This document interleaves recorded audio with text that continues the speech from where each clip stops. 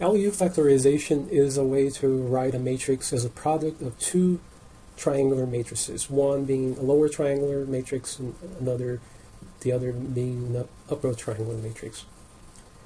Here's an example. So if we have this matrix here written in as a product of two upper triangular matrices, so here is one. So it's lower triangular because the main part of the matrix is right here, and everything above is 0. So that's why it's called lower triangular. And this one is called upper triangular because it looks like this. The main part is that, and then the lower part, it has only zeros. Okay, so that's why we use these triangular as a way to define these matrices. And here's an example. If we multiply these two matrices, you get the matrix A.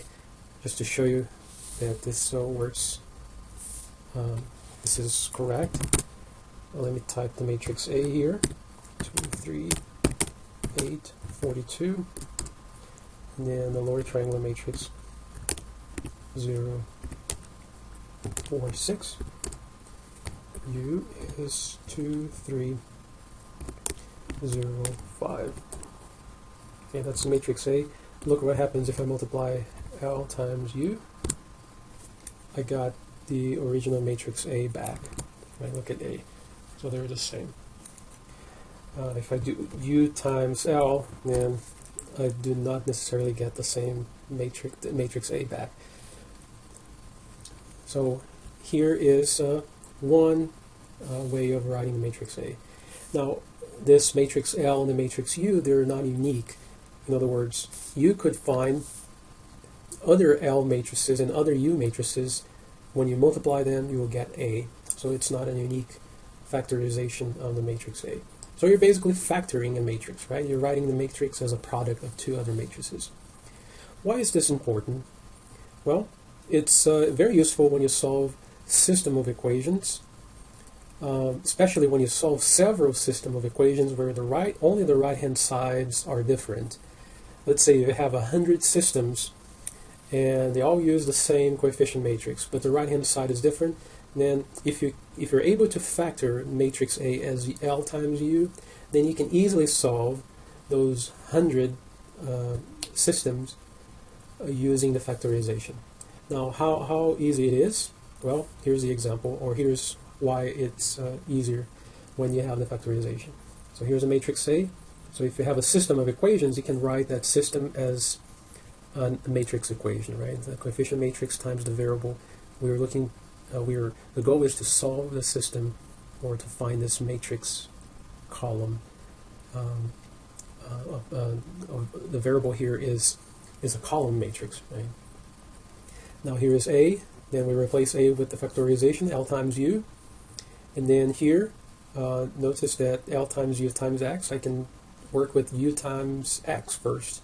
And I'm going to call that Y.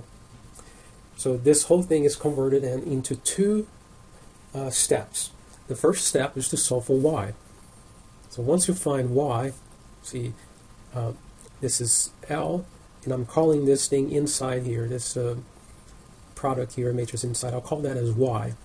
So I have L times Y equals B, which is right here. And then I solve this system.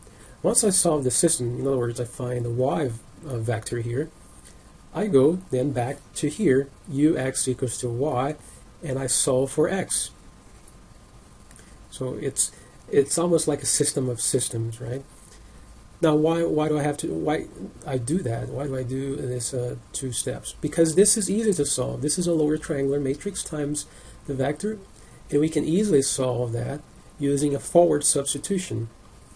And then once we find Y, then I solve for X here, and because this is an upper triangular matrix, then I use backward substitution. Here's an example. Here's a system. And here's a matrix A of coefficients, and here's the right-hand side. And I know that A can be written as the product of these two triangular matrices. Look how easy it is to solve for Y. So because it's a lower triangular matrix, we use forward substitution. We can find Y1. Right? Y1 is simply 1 over 1. Once we have y1, then we can easily find y2 by moving this term to the other side. So it's 2 minus 4 times y1 divided by 6, and we find y2. So this gives us the vector of y, which is 1, negative 1/3. Now we go back here and we'd solve for x. This time, the matrix is upper triangular matrix, and we use backward substitution. We start from the bottom here, because it's easy to solve for x2. It's negative 1/3 divided by 5. Once we have x2, we go up here and solve for x1. And that gives us the two values we're looking for, x1 3/5, x2 negative 1/15. That's the vector x. And that's the solution of the system. And so we didn't have to do any elimination method, any Gaussian elimination method, if we have this factorization. If the right-hand side changes, then there is no need to do Gaussian elimination again. All you have to do is do the forward substitution and backward substitution. So the question is, how do we get these L and U matrices? Well, we can easily get them from the Gaussian elimination method. And here is how. Now remember, in the Gaussian elimination method, we start with the original matrix, and then we need to eliminate this coefficient. And how do we eliminate that? We use row 1, right? And multiply row 1 by a special multiplier, and then add to row 2. And here is, if you remember, this number here is this guy, and that number is this one, where we're subtracting, so it will be the opposite. We do that in order to put a 0 right there. Okay, this number here is the multiplier that we see in the Gaussian elimination method. If you remember back here in our code, see, this is the multiplier. That's the number that comes from the elimination. What is interesting is that this multiplier, we can put that in this matrix, in this triangular matrix here, right there. And what's interesting about these multipliers, and when the diagonal is 1, is that the inverse of the matrix can be easily found. As you know, inverse of a matrix can be complicated. A 2 by 2 is not that difficult, but if you have a 3 by 3, finding the inverse of a matrix can be a little complicated. But if the matrix has this format, then the inverse is simply the opposite of this number, which is a very interesting, very easy property. So this matrix here then becomes a matrix that will perform the elimination. If you multiply that times A, it does the elimination for you. So if I multiply this matrix here times the matrix A with the right-hand side, look what happens. It gives me the 0 there.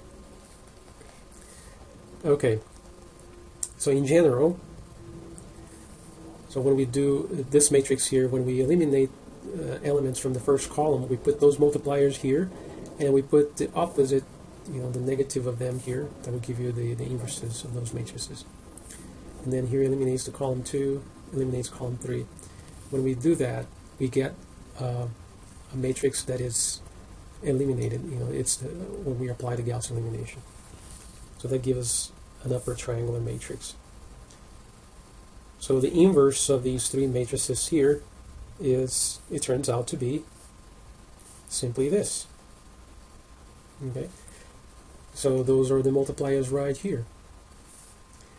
So that means, when you multiply the inverse of that, which is this guy here, multiply that times A, we get that upper triangular matrix. Well, then move that to the other side, right? Multiply both sides by L. I can maybe add a little step here, right? Multiply both sides by L.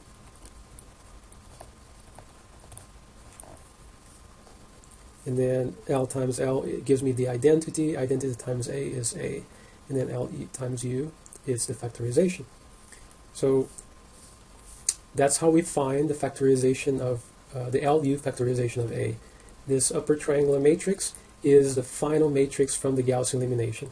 And this lower triangular matrix is the matrix made of those multipliers from the Gaussian elimination, with the diagonal being, the entries being 1 in the diagonal.